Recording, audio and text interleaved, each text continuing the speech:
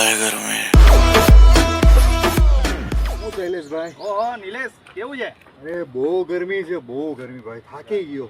ગરમી તો હોવાની જ ને મારા ભાઈ. बात तो सही है. એ આટલી બધી કાળઝાળ ગરમીમાં હવે વિચાર આવે છે ગાડી લઈ લો યાર. ગાડી લેવી છે? હા. અરે આ આપણા ભાઈની જ વેચવાની કેમ છે. છો? બસ મજામાં.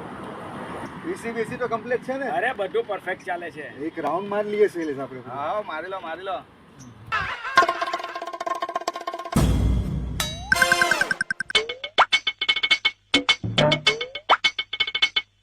અરે ગાડી બહુ ફાઇન છે બાબા. બોલો હું કિંમત શું કહો છો? 5 લાખ રૂપિયા. તો અત્યારે હું આપું? એક કામ કરો, અત્યારે એડવાન્સ આપી દો. ठीक है.